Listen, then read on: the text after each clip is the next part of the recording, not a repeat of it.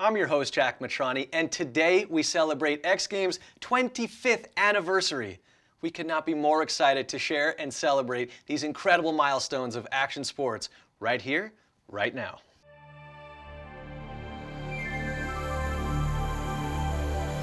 If you are not standing up at home, I would get off the couch. Oh! What is going on? Okay. Knights of Columbus. Might as well go big or go home. Oh! And he sets it up. Oh, he rolls it. Oh my God. The game has changed. Oh! God! I don't believe what I have seen. Are you kidding me?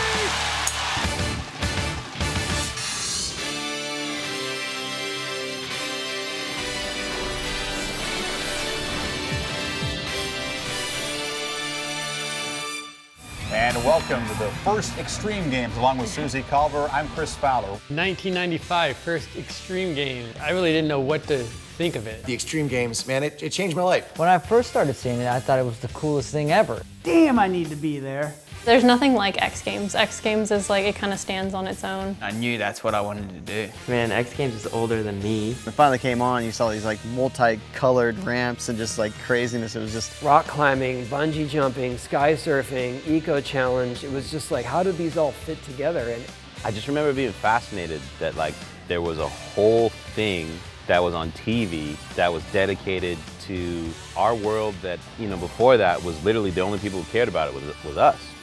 We are just as curious as you are what the next week will bring. We think if you keep an open mind, though, you'll be impressed by these extreme athletes. The idea really came from noticing how much of a movement there was going on in youth culture, bringing these sports together under a big umbrella of competition as well as culture to showcase these tremendous abilities. Justin Sears, the first ever Extreme Games champion. Basically, the idea was to create the Olympics of extreme sport. In the beginning, I thought that the X Games were the worst idea ever, especially since the first one was called the Extreme Games. I like the idea of what they were trying to do, take the sports that we loved and make the competitions more mainstream. They definitely had growing pains. ESPN had some things they needed to figure out. You know, between the color of the ramps and extreme everywhere and the colors and the graphics, it was a tough watch. All the broadcasters that they had, and you got stick and ball guys, and they're forced to try to like adapt. I got the call, it was explained to me they would like me to co-host these extreme games. Had no background in extreme sports. At times it felt like we were just flying by the seat of our pants, making it up as we went along. Producer Dan Steer would be putting in the rundown, but things were changing so fast. And most of the time, we were live, doing events that no one had ever covered. From being kind of a ragtag operation early on, quickly expanded. Production became much more polished and we became much more comfortable doing the job. The Extreme Games, man, this is it, this is badass. It overnight became the most important thing that you could do if you wanted to make it in your sport. This is the place where people are going to go and they're going to save their tricks and they're going to train for, and they're going to put together a run that hopefully the whole world is going to see, that's going to elevate their sport and elevate them and their careers, and an opportunity to just go like, to become a household name. Dave Mirra was he was like the poster child for BMX freestyle at X Games. I don't think there was any one person in this world that would watch X Games that didn't know who Dave was. Every X Games, it was like, if he was gonna win gold, it was like, how many gold medals was Dave gonna win that year? There's your gold medalist right there. Mirra had an ability and a confidence in his ability that you can't teach. Mirra had that dominance in both park and vert. He always had a bunch of natural talent. He continued to progress year after year, was not shy about throwing down something burly. Oh my goodness, and he landed it. Winning 3 gold medals in one event, the most mentally taxing, exhausting thing ever, because you're juggling schedules, you're kind of having to mentally change the way you think about things every single time you step on that new ramp. Nobody had really messed with that. And he leaves a legendary 3-in-a-row record, which may never be equal. I was watching X Games in 1998, and ESPN did a poll on what sport they wanted to be a part of X Games the following year. And I was like, freestyle motocross. And it got absolutely crushed by downhill skateboarding. And I thought, oh man, we're never gonna get to go to the X Games. And then we got the call. The first motorized X Games event, Supercross racing bikes on a mountainous freestyle course. Sick tricks that leave zero margin for error. Welcome to Moto X. Just remember the conversation with ESPN saying, okay, how do we turn this into a sport? We created this concept of how to judge it, how to do a run, how long a run should be, how many tricks you should be able to do within that time frame. And I think we did a pretty good job to kick it off. For me, freestyle wasn't necessarily about winning, but when we had an opportunity to go to the X Games, I was like, I want to show people what can be done on a dirt bike. We had our chance to come in with freestyle motocross. Right when we cracked up the dirt bikes, like everyone came running to your event. There were so many different rivalries, and you had the metal militia, world domination. They had spikes on. I'm just this kind of dorky homeschooled kid from Annapolis, Maryland, and that rivalry, they built it up. I mean, good versus evil. And obviously, no one can forget about Pastrana jumping his bike into the bay out there in San Francisco. Everyone was already talking about this jump that you could hit off of the berm, over the fence, kind of the edge of the pier, and into the bay. And I was like, oh, that would be so cool. And everyone was kind of joking. Kind of got the feeling that, all right, if I can get the highest score in the first round, I don't need my second round. Gave me that push to put down just the absolute best first round I possibly could. 99.00, currently ranked in first. I remember people going like, oh, I think Trav's gonna jump in there. That's why his jersey's so big. I'm looking, I'm like, yeah, it looks like he has a life jacket on in there. I'm like, this kid's crazy as hell. He's probably gonna go for it. He just goes flying up the berm and that's next to the water, and he just into the bay. It's not like it's into this pond or lake. It's into the ocean, and it just caused a big uproar. At the end of the day, that uproar really helped build what freestyle motocross is. That era was so awesome, and I don't think it'll ever happen again. That vibe. With the 90s coming to a close, X Games looked to make its mark on 1999. The 900 happened on a Friday night in prime time on ESPN in the summer of 1999. There was no social media. ESPN was on in every bar. Back then it was like this, what people did. Like you gathered around the television to watch the thing. He had multiple attempts. He was kind of coming close. And I just remember giving him the juju. I gave him all my mojo. He was getting so close, and the whole event basically stopped because everybody was like, no one's ever landed it, it's been attempted. Everyone in the crowd doing that, and I was sitting at home, and we were doing it too. And there was just this energy. And people were just like, you could tell people were like hanging on every single attempt. It was this perfect storm, so that when it happened, it was just like, Are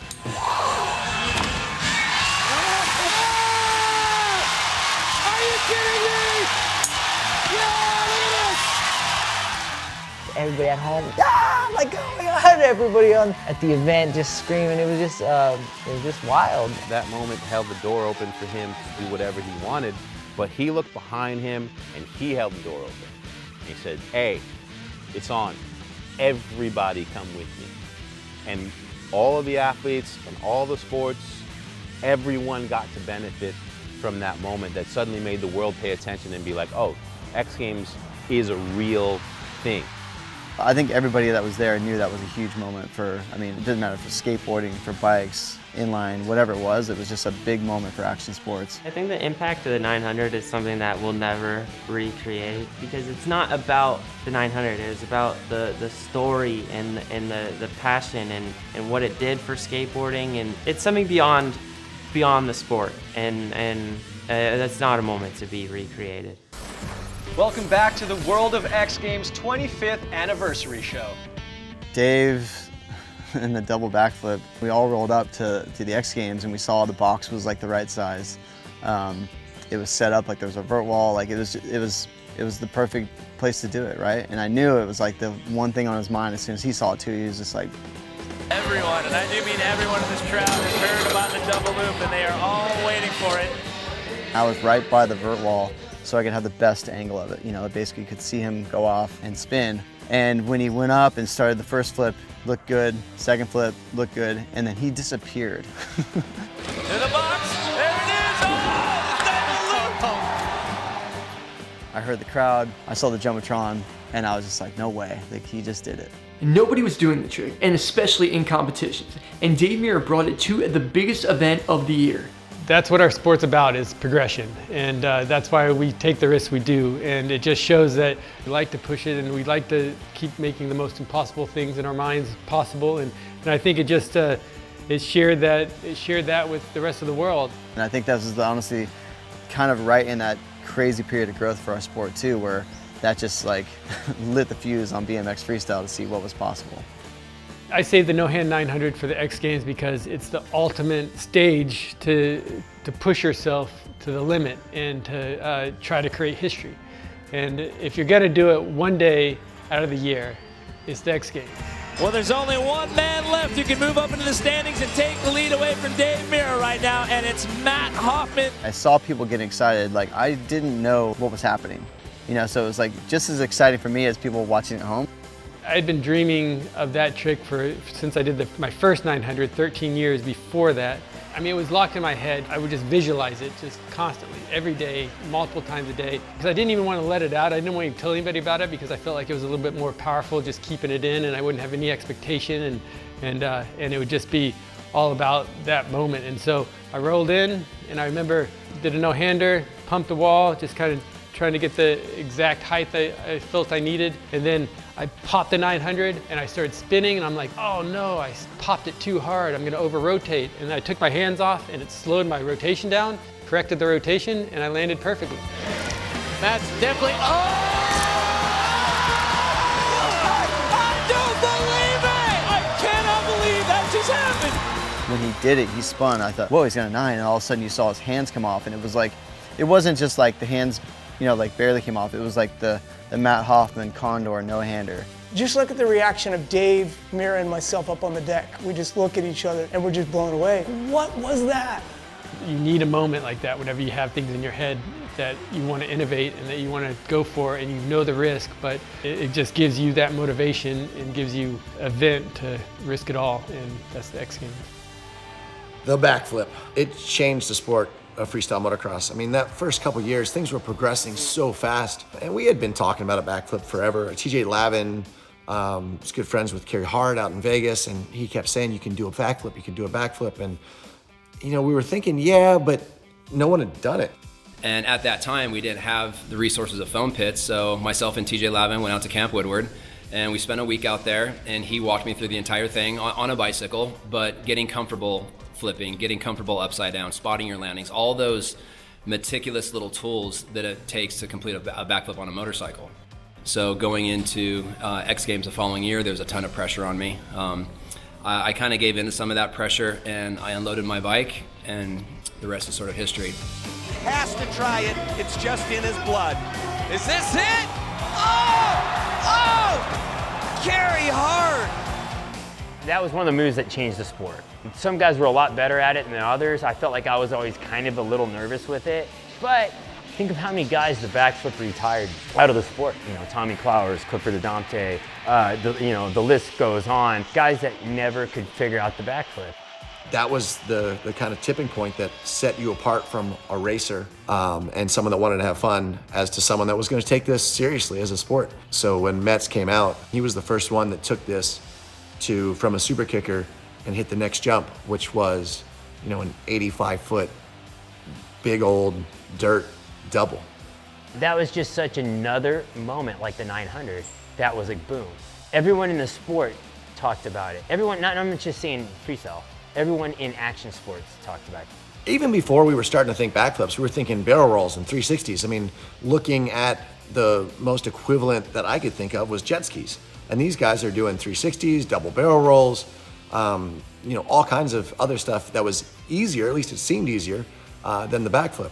The 368 at the LA Coliseum was, I would say, in freestyle motocross and my whole journey in freestyle motocross, that was my defining moment.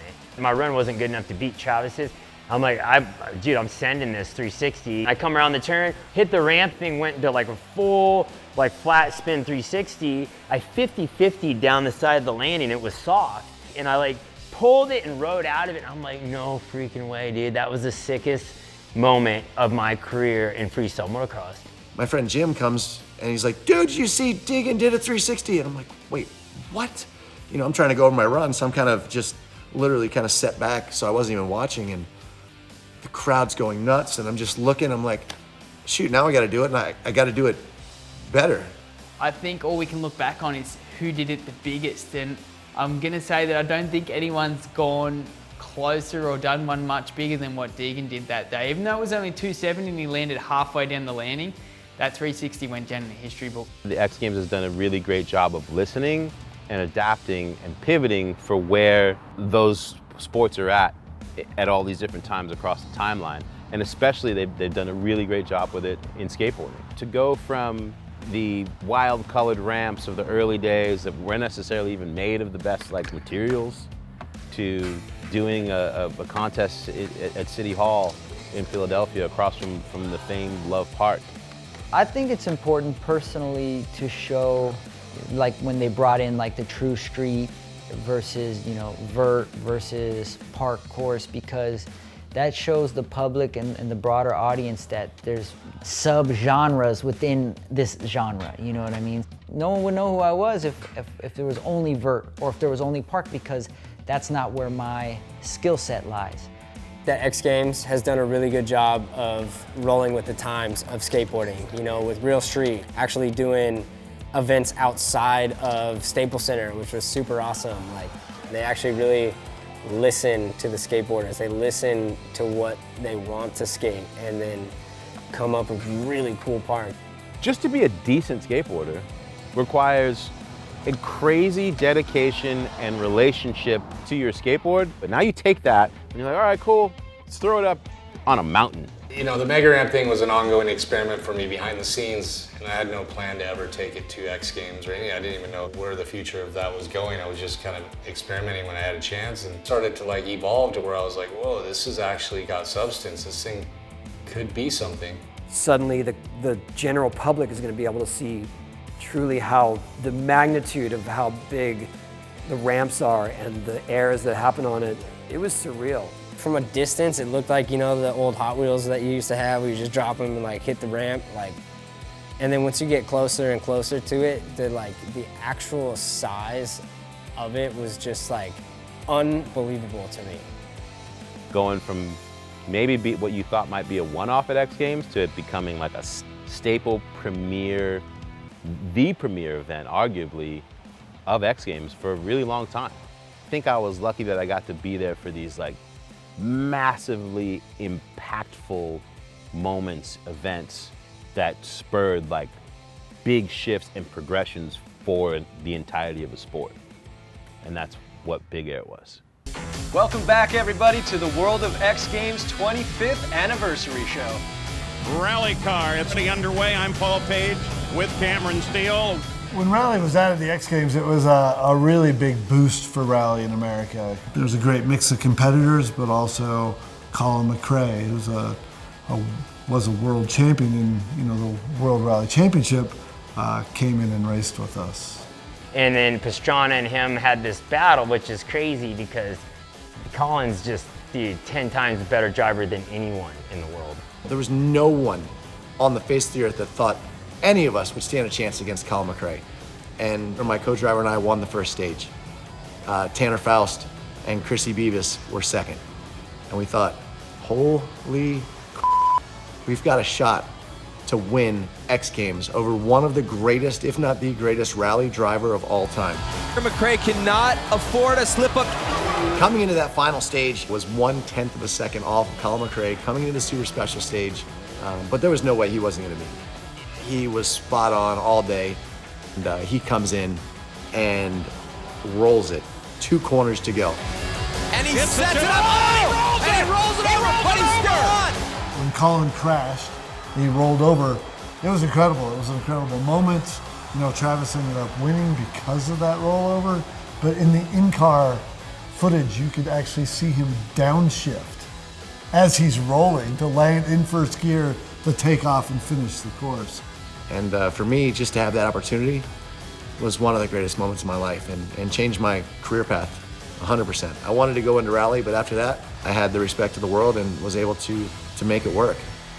Action sports progression was at its finest in 2006, with BMX Big Air being added to the lineup. When I saw bikes get added to Big Air at the X Games, I was pretty psyched, but at the same time, I was like, it's about time. First ever year for Big Air BMX boys here at the X Games. Look at the size of this ramp.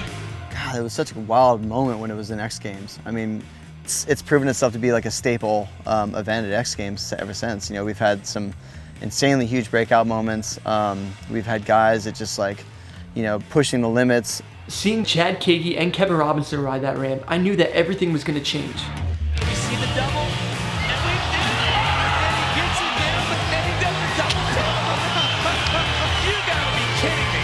That ramp gave BMX the opportunity to push the limits that much further. You know, I just never envisioned that whenever I was coming up with this idea that it was going to be on a stage like that.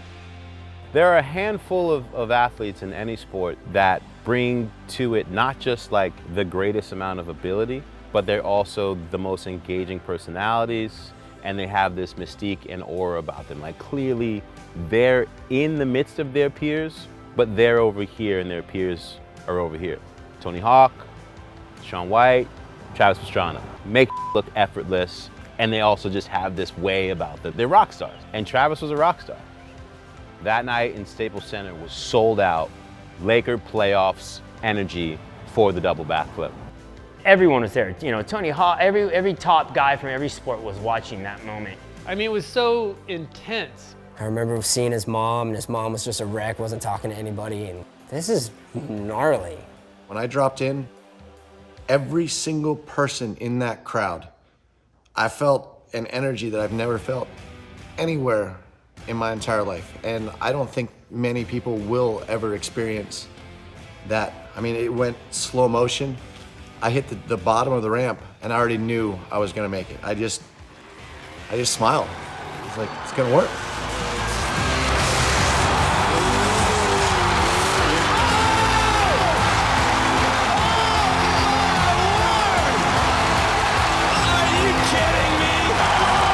I don't know why, or if it was the energy in that arena or what, but I mean, it was so slow in my head. I landed in that stadium, it came unglued. That was another moment. That was another moment for X Games to go from here to here. Pushing progression has always come with consequences, and it is no different in Skate Big Air. When you've seen as many slams as you have if you've been around skateboarding and snowboarding and BMX for most of your life, you just get used to like, all right, they're gonna get up. That being said, never, ever had anyone ever seen a slam like the one that Jake Brown took. Oh my God, oh! The skaters, especially the ones invited, they make it look like it's natural. They make it look like almost easy, and I don't think the crowds truly appreciate the risk factors. They didn't until Jake fell. I remember the producers in our ears just helping to guide the ship. We went to commercial, like, all right, we're gonna come back. You guys are gonna be professional, and we're just going to talk about what we know. And next thing you know, they're like, wait, what? He's getting up. Well, that is awesome. Are you kidding me? Is he up? He is not standing up. There's no way he could be standing up from that. All the worst ideas is what everybody had. And then, you know, a few minutes, this dude walks off on his own power. And then there's just like this wave, and I think I said something like, unbreakable Jake Brown. Welcome back to the World of X Games 25th anniversary show. If you look in the history of like two-sport athletes, there's not. Show me some other story where like a two-sport athlete isn't just like decent in his second sport, but like dominant. And Shaun went from being like someone that people thought of as a good skateboarder to being one of the most dominant vert skaters competitively on the planet. I think he came from a place of knowing that he can do it and knowing how to do it. It was just the vehicle was different. Shaun White that we are used to seeing here. To be able to do both and win gold in both shows his abilities as a competitor. I want to say it wasn't that much more difficult for him because he's been skateboarding just as long as he's been snowboarding. And he's been skateboarding with the likes of myself, Tony Hawk. I mean, the fact that he was so good on a snowboard actually blew me away more than him actually being so good on a skateboard. A lot of us, you know, were going into that.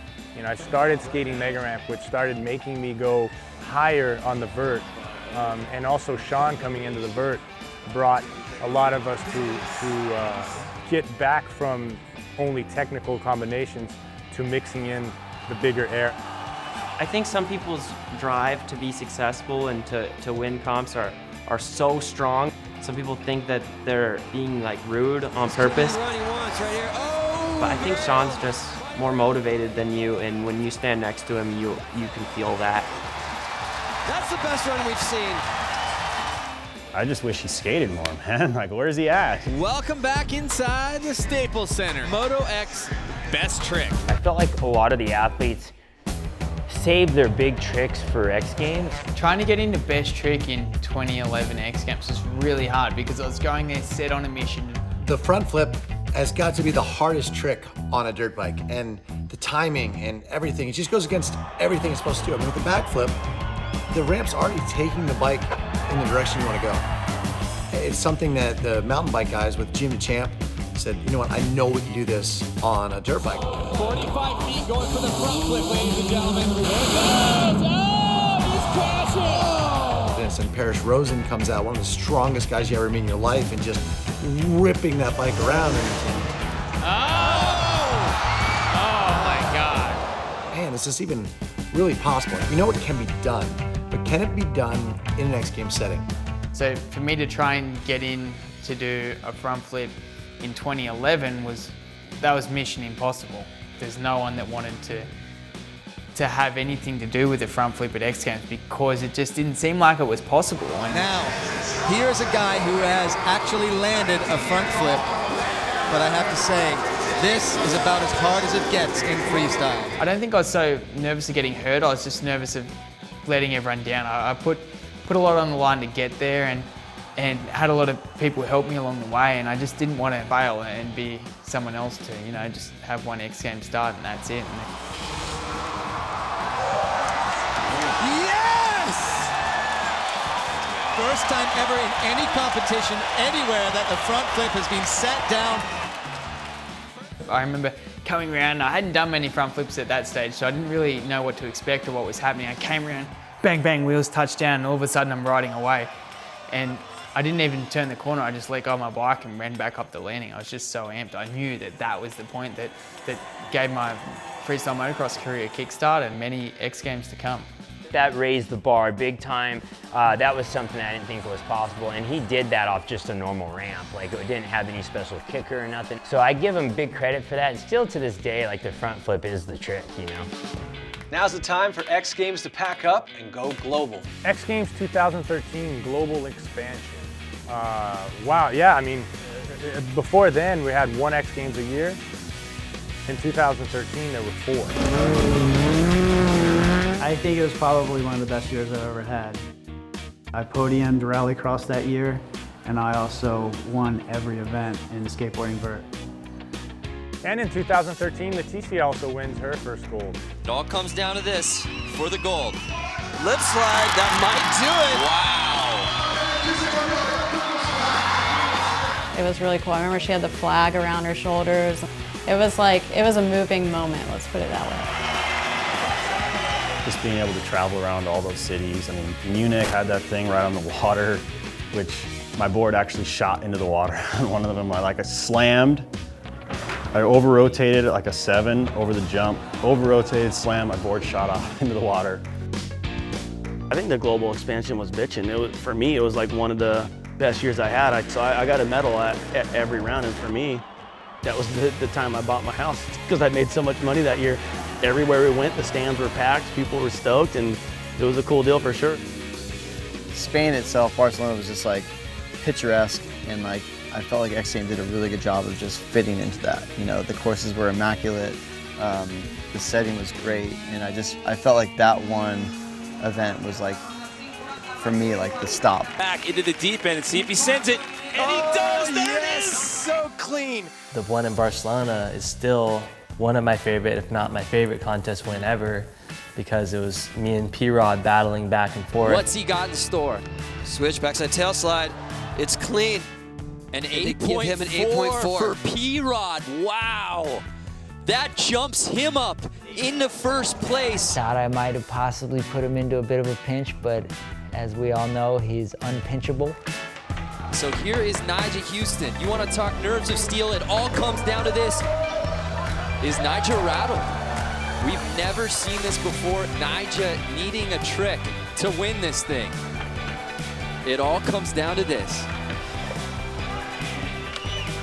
Oh, hard flip. Over the hubba. All right, Nyjah, talk about a pressure cooker moment. You had to make it happen on that last run. You stopped, you went back. What was going through your mind up there? I was so nervous. I've never felt a feeling like that before. Congrats to Paul. He gave me such an amazing battle and made me work for that so hard. When I threw in and then went back that one time, it was because the wind was picking up a lot. So I had to make sure everything was just right. And it came down to that last trick. I mean, I'm sure a lot of people remember that hard flip over the hubba. Nyjah's a perfect example of someone who just came onto the scene, and what he brought to skateboarding was just another level of consistency. Oh! There it is. I don't know what it is, but there's something there that drives him beyond anything that you could ever comprehend. The more pressure that you put on him, the more that he's gonna just go out and create and defy anything that's logical. Nyjah Huston, he's trying to win his 10th ever. It all comes down to this. Remember Neo in The Matrix when he suddenly like could see the code and he's like, oh, it's all zeros and ones. Like, that's Nyjah. Field going, where have we seen this before? Nyjah Huston. Yes! Are you kidding me? Welcome back to the World of X Games 25th anniversary show. Winning at X Games is the ultimate reward for all the work that people don't see. And the manners in which these men and women break their bodies in the hopes of getting to the very, very, very top. I love him, classic Lasek. Man, it is hard as hell to repeat a medal at X Games. It's all in your head. You know, it could be a repeat for the first time. It could be, you know, I could string 2 in a row, and then it's come back the next year. It's like, ooh, a hat trick. Nyjah doing it again. Earning his 10th straight gold medal. It's always hard to stay on top. It's especially hard to have repeat victories in an event like X Games because all eyes are on you when you come in. Front flip flare, pulls it perfect, straight into a flare. Check this out. And that's an opposite turn down flare. Fast play flare. Oh my brain! Jamie Bestwick makes it 9 in a row. You've got to rise to the occasion. You know, you do it once and you're like so grateful and it worked out, but in the back of your mind you're like, well, did I get lucky? You know, was it was just my day? Just a laser type focus on the course in Germany this week for P-Rod. At some point you're like, okay, it's not an accident. I can do this. There's no, if you look at the landscape of any other sport, like they didn't raise the rims in basketball. The football field isn't 120 yards yet. Those are all things that are reserved for this peculiar landscape of sports. I gotta figure out a way how to do that, to do the thing that I did here on this thing that's 3 feet high. What if I did it on this thing that's 50 feet high? Backflip and he lands this one! Ryan Williams going for a little bit of history! He lands the front flip! Are you kidding me? Yes! Which is why enjoying a long career at the top where you're able to be dominant is insane. For Bob to have won 30 medals, it just shows how versatile he is. He's one of the best vert skaters. He's one of the creators of the whole Big Air movement and a super technical innovator. It is very difficult to go from, say, the Big Air event and then have a vert event the next day. To be at all those places consistently and to perform at the highest level, like, dude, my hat's off to Bob.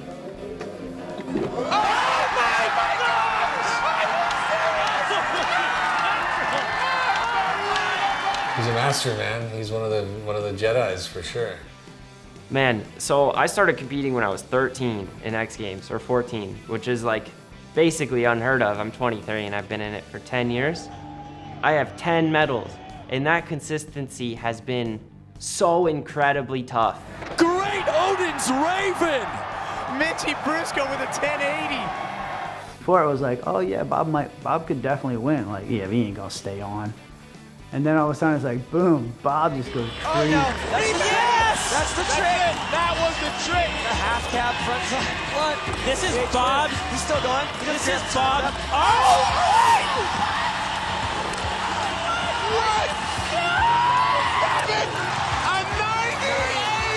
We have lost our minds in the booth right now. After getting podium so many times in a row, medal, 3 medals, then 2 medals, then another 3 medals a year, and then, you know, it just becomes like, oh, you know, that isn't that hard, but it is. It's really hard and it's intense. And if you just lose that a little bit, that motivation, just a bit, someone hungrier is behind you and is going to want it. I mean, going again was the energy of the kids that started showing up. 900. Oh! They kind of changed the feeling around the sessions. It was just fun, and it was just, you know, I mean, I could see myself in them, and it helped me maintain my hunger. Backflip. Solid. It's been a long run, and someone should break that 30. It's coming, because records are made to be broken. When it comes to bringing home the gold, X Games has opened the door to women in skate. I for sure see women's skateboarding being a permanent part of their skateboard programs at X Games. I think it's here to stay. In women's skating and like the contests, I would say like the gap of ability is like closing. Like there's so many more girls coming up. It's its own scene now. Progressively over the years, there's hundreds of incredible girl skateboarders now, and they have their own full event, which is due. Like they've earned that. They love skateboarding, they love the freedom. It's all about freedom. It doesn't matter if you're a guy or a girl. It's about the feeling of skateboarding. It's what skateboarding means to you. You also gotta, you know, give it to the women pioneers in skateboarding who showed little girls out there, you know, what women can do, and that women can do this too, and inspiring a whole generation of kids, young women now.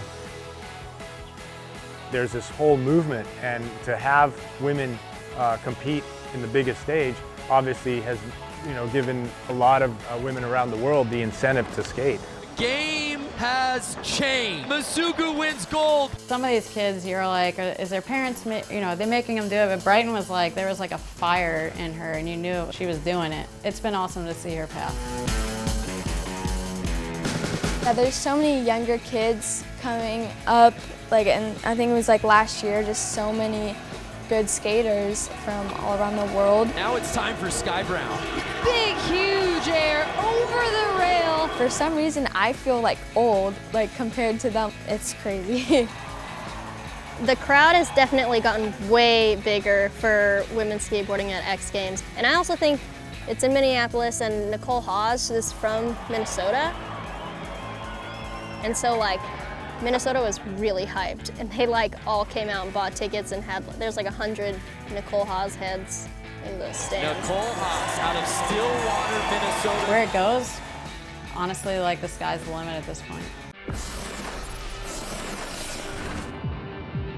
X Games, the event, it's like a big pop-up circus that brings together all these different cultures that are working in different directions to progress their sports, and they're going to showcase them at this thing. X Games has done a really great job listening to criticisms from the actual culture of each individual discipline. I think freestyle motocross is going to need a good list of characters to have a good resurgence, you know? It's not that the tricks aren't gnarly, they are. But nowadays when someone does a double backflip, the crowd's like, yeah. You know, you start doing these tricks, they're so technical, they're hard, but the crowd's like, yeah, it looks like, you know, kind of seen that, you know? So I think to get anyone interested, you have to make a contact, you know, and they have to buy into the character. They have to like make a contact. Now you have social media, so you kind of need more guys like Jacko connecting with the masses. Well, I think the biggest thing that I like about the X Games is seeing a good presentation of the sports that I love.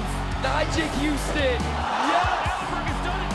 I don't believe. Just the sheer size of the platform, one, the exposure that all these athletes get, right? It's allowed athletes like myself to like have full-blown careers that you can like make a proper living from. The window that X Games has given with these big events and these different aspects of skateboarding, we're able to show that skateboarding is much more than just vert, or much more than just street, or much more than just park, or mega, and so on and so forth. Newer competitions that evolve with time, such as like real street, those sort of things.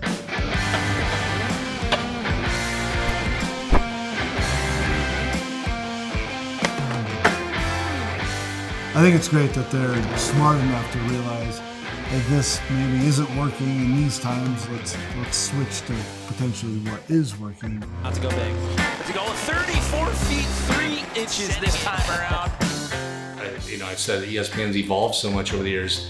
They have worked so hard with skate culture to make X Games acceptable. The Olympics will never do that. So continue to keep working with the athletes to refine, the events and what's going on with the sports, and stay ahead of the curve, stay relevant. Never really thought of it in terms of how long will this last.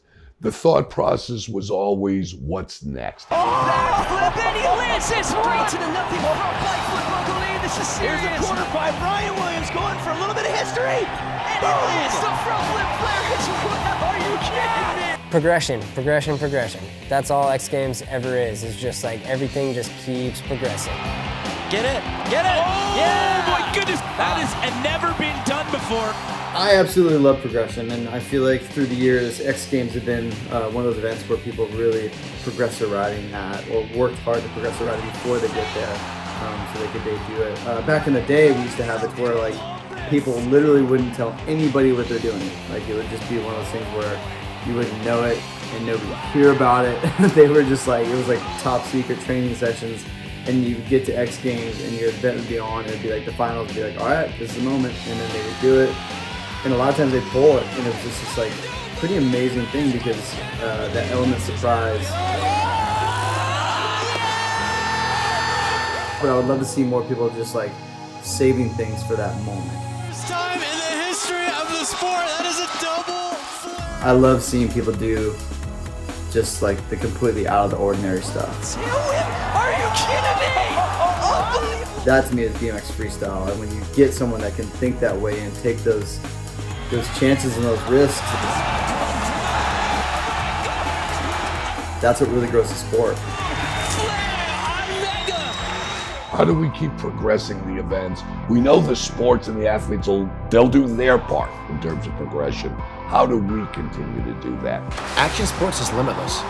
X Games gave it the platform, and now I see it continue to grow. I mean, it's going to evolve like everything, and so much of where sport is going, is online, and people say, how do I get involved?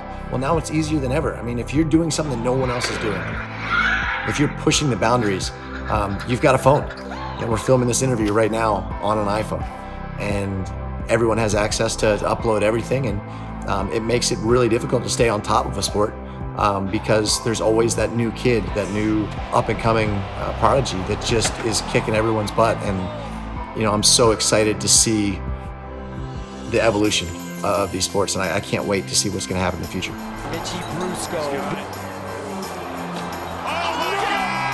Mitchie Brusco goes where no person has gone before. What an amazing 25 years it's been. So many inspirational and memorable moments that have taken place. And now we get to look forward to 25 more years, bringing you the very best of action sports, music, and culture. Huge respect to all the athletes. So much love to all the fans. Thank you guys so much for supporting us over the years. And now we all get to look forward to what's next.